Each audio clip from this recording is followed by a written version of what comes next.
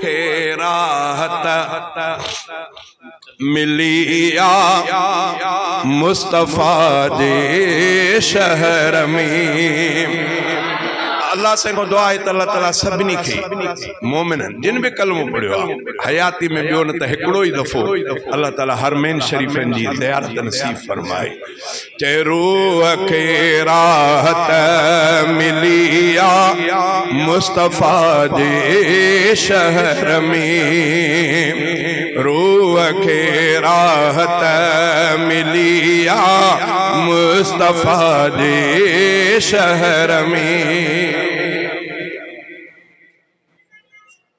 दर्द सारा दूर थी विया दिल रुबा जे शहर में, दिल रुबा जे शहर में। रूह खे राहत मिलिया मुस्तफ़ा जे शहर में।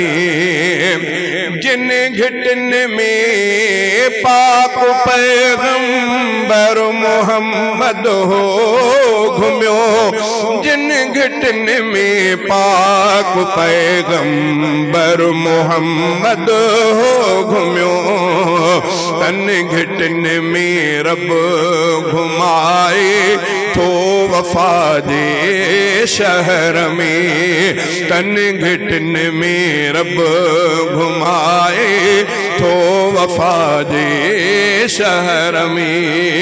दर्द सारा दूर थी विया दिल रुबा जे शहर में, दिल रुबा जे शहर में। रूह खे राहत मिलिया मुस्तफ़ा जे शहर में।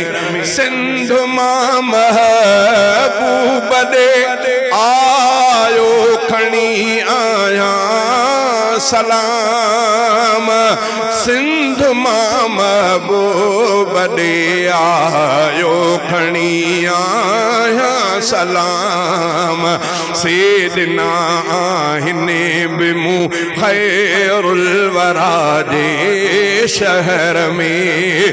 दर्द सारा दूर थी विया दिल रुबा जे शहर में, दिल रुबा जे शहर में। रूह खे राहत मिलिया दिल रुबा जे शहर में।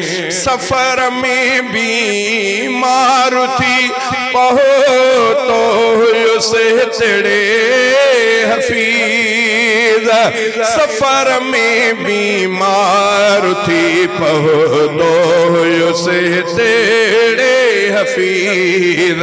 चाकू थी आया वयो मां हित शिफा जे शहर में। यो शेर हुयो असांजे बिरादर मोहतरम अब्दुल हफीज उलर, अल्लाह ताला उन जे कब्र जे मथा करोड़ा रहम जा मींह नाज़िल फरमाए। उम्रे ते वया यो शेर मदीने पाक में लिखियो, यो शेर जो पाण चयो ऐं वरी मोटी आया यो पन्नो मूंखे ॾिनो। वरी मां ख़ुदा जी कुदरत वयुसि त मां पहिरियों दफ़ो इहो शेर रोज़े रसूल जे साम्हूं वेही पधर ते चयो। बोल इन जे करे अक्कासी उतां जी मां शुरुआत इन शेर जी उते कई, ठाहियो भाऊ उते चयो मां उते छा भाऊ चयो। चई सफ़र में बीमार थी पहुतो हुयुसि तेरे हफीज, सफ़र में बीमार थी पहुतो हुयुसि तेरे हफीज। चाकू थी आया वयो मां हित शिफा जे शहर में। दर्द सारा दूर थी विया दिल रुबा जे शहर में, दिल रुबा जे शहर में।